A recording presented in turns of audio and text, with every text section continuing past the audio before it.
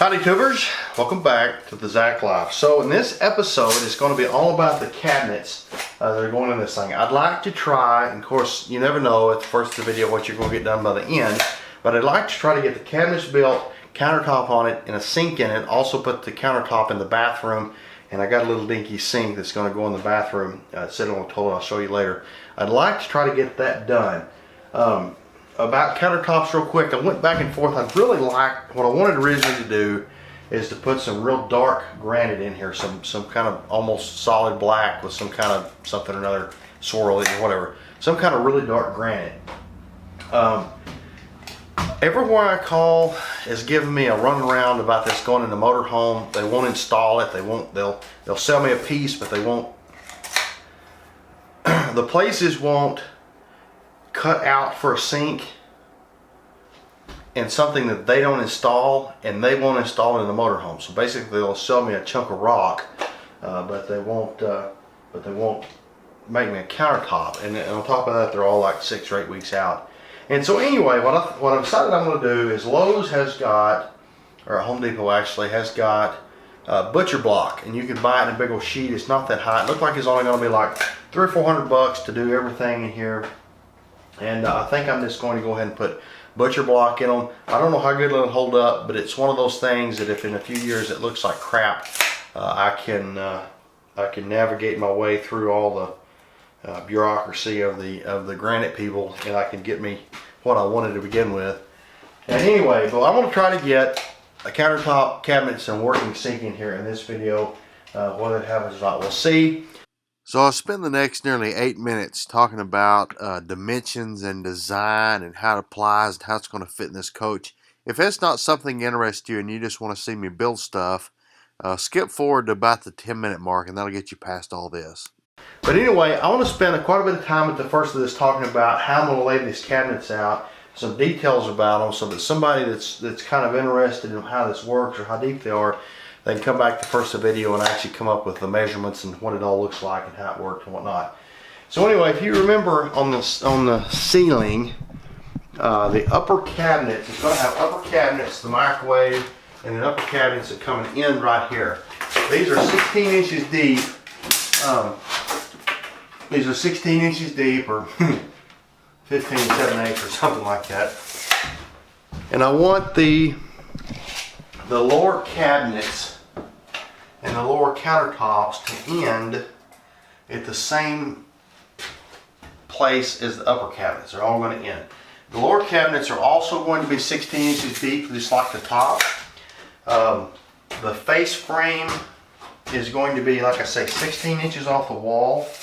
Then they're going to be made, the doors will be made just like all the rest of them. The doors will be 3/4 of an inch thick, so they'll be 16 3/4 from the front of the door to the wall.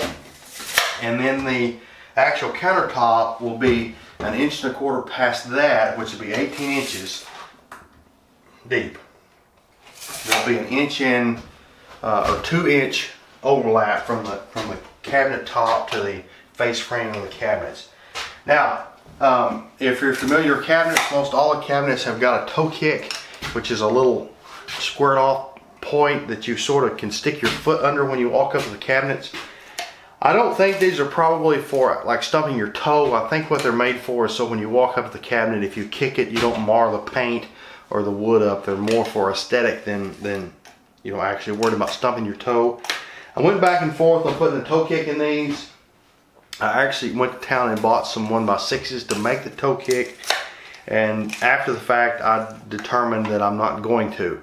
The reason being is the cabinets are so, I have so little cabinet space.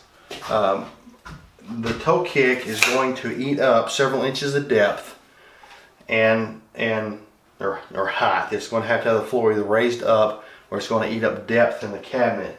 And that's just not something I want to give up. Also, the way I want to run baseboard around all this, I want to be able to just run the baseboard along the front of the cabinets to make it easier. You know, the baseboard going after the flooring. I think it'd be easier to just tie all that together. Up here, let me zoom in just a little bit. I'm gonna be off here. So up here, the cabinet is going to be, or excuse me, the countertop is going to be the width of this wall. The countertop is going to end at this wall, flush with the wall.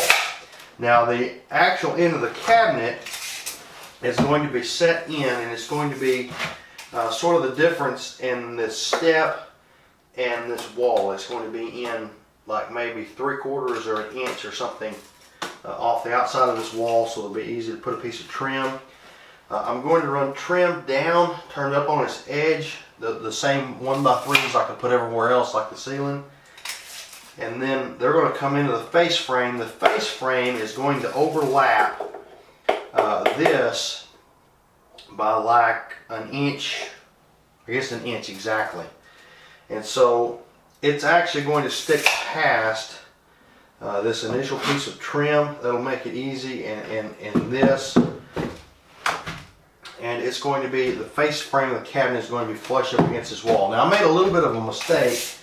I think the cabinet depth is like 25 1/4 or something like that. The ones in my house were. And this is actually going to have to be almost 29 inches of depth of countertop to get the same overlay of the countertop to the cabinets, and then it clear this. It's got to be at least this far out to clear, you know, the hole in this piece of metal and everything, which was my, you know, my idea behind all this, you know, to cover all this stuff up. It'll still have quite a bit of under counter space here in front of this electrical box and stuff, and then there'll actually be this shelf too that'll be on the inside. Like I say, the countertop's going to be out to about right here. This countertop is going to be a depth of 18 inches, which is this deep. I don't know how well this shows up on video, but if you're standing in this corner, it's going to be a long way to this corner of the wall. And that's going to be not super user friendly. But my idea behind that was I get some extra counter space there that doesn't eat up much floor space. And even if it's not the best, easiest to get to counter space, it's still counter space nonetheless. Now I'm going to have a semi-permanent table. I hadn't decided exactly. I may make it out of the butcher block. It's going to go right here, but that's for a later date. The other thing too, my other motorhome that I had, the kitchen was kind of long, and it was a narrow depth counter. I think it was only about 14 inches or something like that. And it worked all right for cooking on, but the problem is if you set anything on it and it fell over going down the road, it was in the floor because there was so little room. And my idea kind of behind the big hard to reach corner in the countertop is you can take all the crap that's not going to spill that you want to have on your counter going down the road, and I don't know, you know, napkins and paper towels, and I can't come up with what usually is there, but mine always had junk on it, and you can just sort of rake it all in the corner, and if it falls over, it's going to have a lot farther to go before it hits the floor and crashes and burns. Also, as far as the sink, I hadn't found one, hadn't picked one out. I'm hoping I can find a relatively small, maybe, I might actually even end up turning the sink sideways, and I've been thinking about this. One that's not real wide, but that's relatively deep, and or long this way, narrow this way, and real deep this way. And so you could, you know, hold a lot of stuff. You know, it wouldn't take up a lot of counter space. Like I say, the one in my old motorhome was relatively big, but it was not very deep, and you couldn't put much stuff in it. You put 3 or 4 plates and a few cups in it, and it was full, but it ate up a lot of counter space. I guess that's it. The cabinets are going to be built just like all the rest of them. Probably just time lapse most of it. May voice over a few parts and pieces. They're going to have, the first thing I'm going to do is build the face frames that come down here. It'll be screwed directly to the plywood, glued and screwed. The floor, the piece of wood that's going to go just off the floor, that'll be where the bottom doors close, will be off the floor a little ways. That won't matter once we put the flooring in it, and then put the baseboard up. It'll cover up that little gap. Probably should have voiced over that as I built it. Whatever. I'm done rattling. Let's get after it.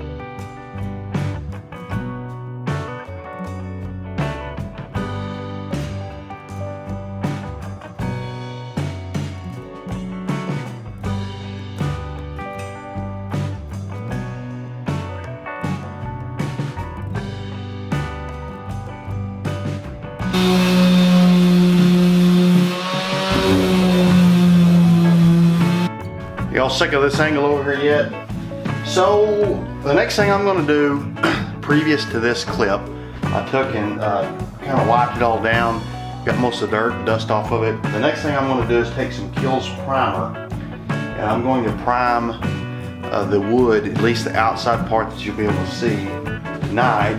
It's already midnight and I got to get up early, but I'm going to get that done so tomorrow I can put a coat or two of paint on it, and then hopefully put the countertops on it this weekend.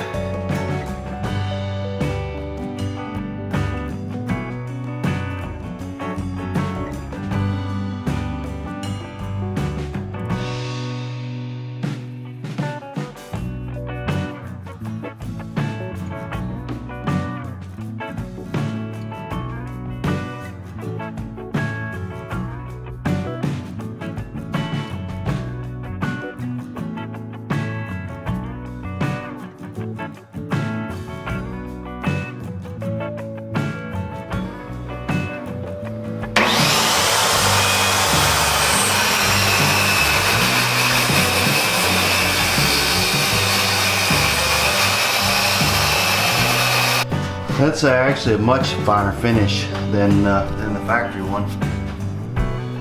It's got a, I think that's a 60 tooth blade. It was the finest one I could find.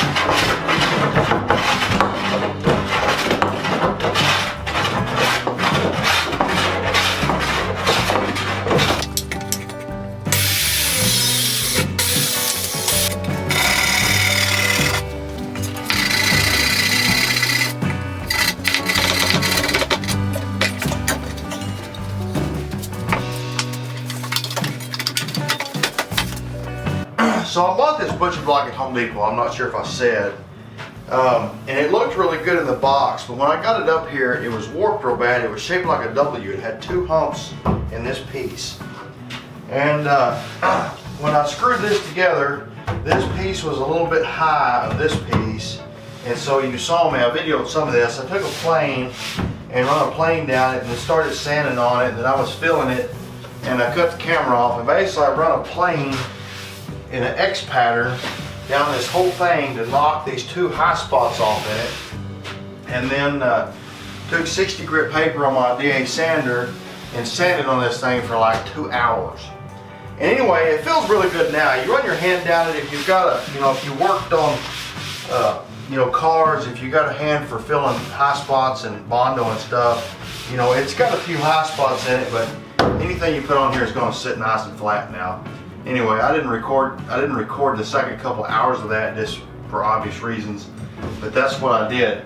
So the next thing I'm going to do is I bought, I don't know anything about this. Let me start off by saying, but I bought this stuff. It's food grade mineral oil enriched with vitamin E. And I read that the big thing about these is you've got to seal these butcher block countertops up. And so I'm going to stand this thing up and I'm going to soak this thing down on the bottom. They made a big deal about don't put too much at a time because it'll make the wood fibers raise, whatever. But I want to get the bottom of this thing sealed and the outside edges and stuff. And so, if it makes the bottom not perfect, that's fine. I don't think it'll warp it. But anyway, I want to get a couple of coats of this on it, at least one heavy coat. And then I've got the screw holes all drilled in this that'll suck it to the wall. And then I'm not sure if I showed or not, but there's screw holes drilled into the cabinets. It'll have a screw that goes up this direction into the countertop. So I'm gonna flip this up, wipe it all down real good, and then I'm gonna screw it in. So I'm not gonna stain this. All the colors I've got in here are real light, real bright whites, and that's for a reason. It makes the room feel bigger with a tall ceiling and everything. I'm not gonna stain this. I want it more or less as light as I can get it. So I'm sure that mineral oil will probably add some darkness to it, but I'm not gonna stain it.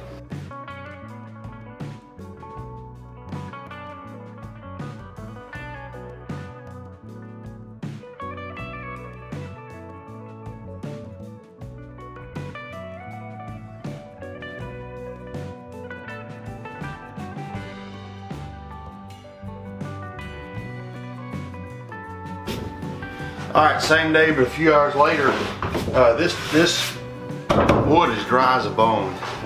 Absolutely has no oily feeling even. So, like I said, I don't know anything about plumbing. Apparently you're supposed to take silicone and put silicone around the perimeter of this before you stick it down, and that's the seal. I'm sure that you don't want to put any more than you have to because you don't want it squeezing out underneath the lip. I'm not exactly sure. But anyway, I got some silicone. These little deals are kind of neat. You won't be able to see them work because they go under there, but when you turn this screw, it screws this little deal down, and then when it screws down just a little bit, it pops out and twists. So this little arm kicks out and hits the bottom of the countertop and screws it down.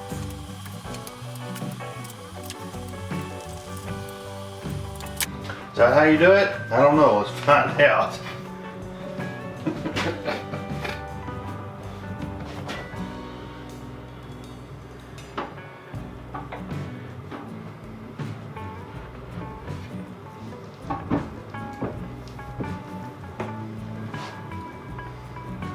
This thing is super stout.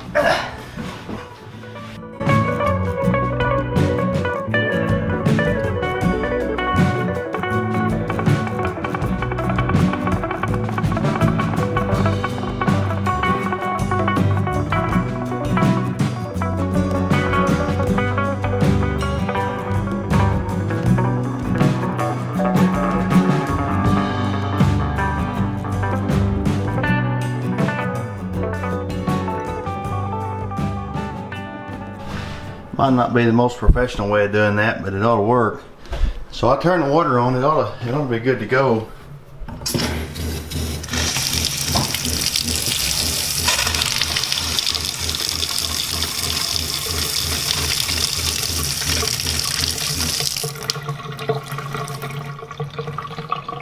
Got a sink. So I want to fill up the sink just because I want to fill the sink up. One thing I wanted to say, I hadn't got it yet, but obviously the aerator comes off this faucet. I've taken it off, And what I plan on getting, I've seen on Amazon, I'll show you when I get one, but they make these that have got a hose, water hose connection on the bottom. And I plan on getting a small water hose that'll just reach out the door and put in with a water sprayer that you could screw onto here and like hose a dog down or something, instead of putting one of those external showers in this thing somewhere. The problem with them is they always freeze. You just have your short little 10-foot hose rolled up with a sprayer on the end of it somewhere to keep it. And if you need to spray something down outside, you could just put the water hose up right here. I wanted to fill this up and pull the drain plug, make sure I don't have any leaks anywhere. Also, there's probably been a bunch of crap that's collected in that trap down there, and this will be a good flush. Let's see how fast it drains.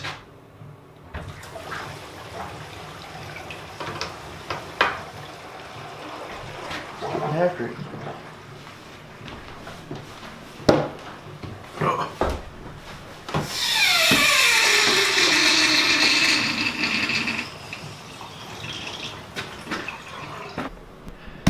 Alright, so it's late and I'm going in.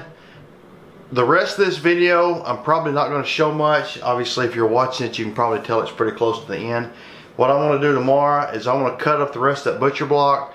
I want to put a small little deal in the bedroom, and I want to put the countertop in the bathroom, and I will hook the sink up, and I'll probably just show you when it's all finished and clean this mess up. It's an absolute disaster in here. So I spent the last 2 days doing a bunch of little kind of fiddly things, painting some cabinet doors and whatnot. None of it I felt was actually worth the camera time, but I'd like to give you a walkthrough and kind of show you what I've got done. So I just want to give you a quick walkthrough here. Obviously got the cabinet done. I've been putting the mineral oil on. It looks pretty good. It feels really nice. It's took the oil really well. I really like it. Of course, got the sink rigged up. Sink works. Took some of these doors off here and painted. I got grease all over everything. When you work in the oil field, you end up with greasy fingers on everything. Painted these. I still got to put the handles and latches on them. Painted the bathroom door. I put spring-loaded hinges on top and bottom. I've only actually got one of them sprung. Other than it squeaking, I like it.